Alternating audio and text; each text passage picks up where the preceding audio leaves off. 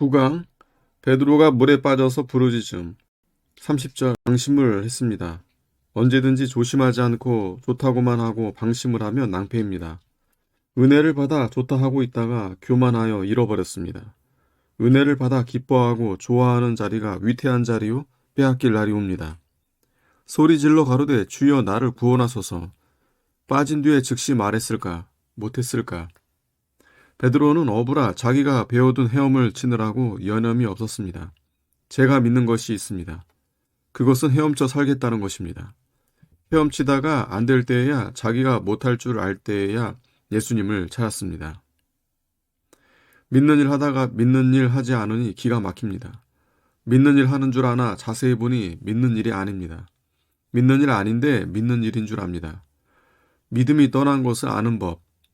말하는 것이 뻣뻣합니다. 믿음이 있는 때는 내가 잘못했다 하면 받지만 믿음 없는 때는 받지 않습니다. 양심의 적이 나옵니다. 믿음 없을 때 반드시 육체의 못된 습관 버릇이 나옵니다. 남을 불안하게 합니다. 한번 작정하고 좋은 줄 알고 하던 것을 그만두면 믿음이 떨어진 증거입니다. 믿을 때는 그것을 좋아하다가 믿음이 떨어지니 그것을 좋아하지 않습니다. 믿음이 떨어지면 고생자리가 평안의 자리인 줄 압니다. 정신을 바짝 차려야 하면 시험의 때를 벗어납니다. 예수님을 바라보는 것을 그만두고 왜 물결을 보았는가? 이왕에는 믿으니 예수님을 바라보았는데 이제는 예수님이 귀히 여겨지지 않습니다. 빠져가는지라 힘을 다 쓰고 기진맥진하여 할 수 없이 된 때입니다. 환난을 안 당하려고 하는 것은 무엇인가? 왜 옷을 그런 것을 입고 다니느냐 하는 공격을 안 받으려고 방책을 쓰는 것은 무엇이냐? 이때는 결단내는 것을 가지게 되든지 승리하는 것을 가지게 되든지 결단이 난 때입니다. 참고 견디기 싫어서 공격 안 받을 방책을 쓰면 육체의 평안한 자리에 들어가지만 이때는 떨어지는 때입니다. 환난이 그 사람을 굳세게 만들고 신자다운 신자, 사람다운 사람을 만드는 것입니다. 환난을 안 당하면 경험을 못 얻습니다. 그 환난으로 말미암아 만일 주시어든 하는 깜짝 놀랄 만한 말이 나왔습니다.